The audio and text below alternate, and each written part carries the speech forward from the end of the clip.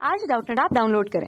Doubtnut पर अपने सभी गणित, रसायन विज्ञान, भौतिक विज्ञान और जीव विज्ञान के डाउट्स का करो सफाया।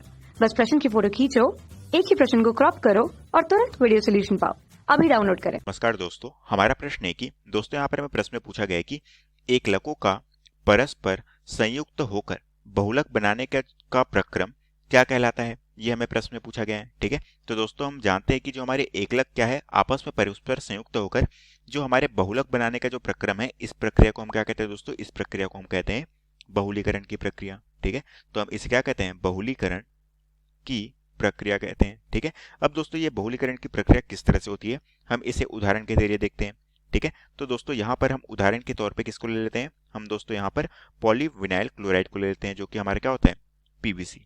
ठीक है, तो दोस्तों हमने यहाँ पर पीवीसी को ले लिया, जिसका पूरा नाम क्या होता है, पॉलीविनाइल विनाइल क्लोराइड।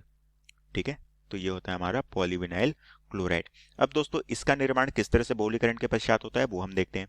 ठीक है, तो दोस्तों हम जानते हैं कि यहाँ पर जो हमारी पॉलीविनाइल क्लोराइड है, इसमें दोस्तों हम सबसे पहले जानते हैं एकलक क्या होता है। तो दोस्तों एकलक के तौर पे यहाँ पर अगर मैं बात करूं, एकलक के तौर पे, एकलक इकाई के तौर पे यहाँ पर क्या होता है, वाइनिल क्लोराइड होता है। ठीक है, तो ये हो गया हमारा वाइनिल क्लोराइड। ठीक है, जो कि एक तरह से क्या करता है, एकलक इकाई की तरह यहाँ पर कार्य करता है।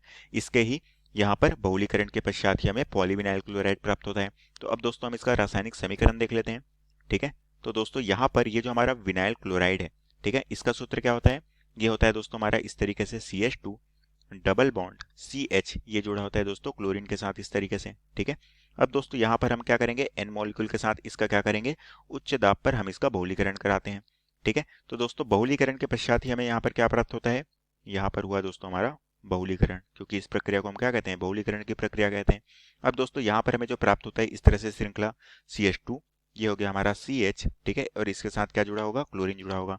तो यहाँ पर हमारा N नीचे की तरफ शिफ्ट हो जाएगा और ये हमारा क्या कहलाता है दोस्तों, ये होता है हमारा पॉलीविनाइल क्लोराइड, जिसे हम क्या कहते हैं, ये होता है हमारा PVC। ठीक है, तो यहाँ पर दोस्तों ये हमारा क्या हुआ, प्राप्त हुआ, हमारा PVC प्राप्त हो गया यहाँ पर।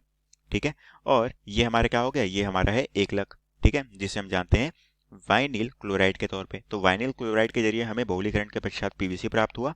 ठीक है, और इस पूरी प्रक्रिया को हम क्या कहते हैं दोस्तों, बहुलीकरण की प्रक्रिया, क्योंकि दोस्तों इसमें जो हमारा एकलक है विनाइल क्लोराइड, इसमें क्या हुआ है, इसके जो हमारे परस्पर क्या हुए, एकलक जो है परस्पर आपस में संयुक्त हुए हैं, जिसके कारण से हमारा बहुलक का निर्माण हुआ है। और यही दोस्तों प्रश्न में पूछा गया था कि इस प्रक्रिया को क्या कहते हैं, तो हम कहते हैं बहुलीकरण, और यही हमारे प्रश्न का उत्तर है। तो आशा करता हूं दोस्तों आपको ये प्रश्न समझ आया होगा। धन्यवाद।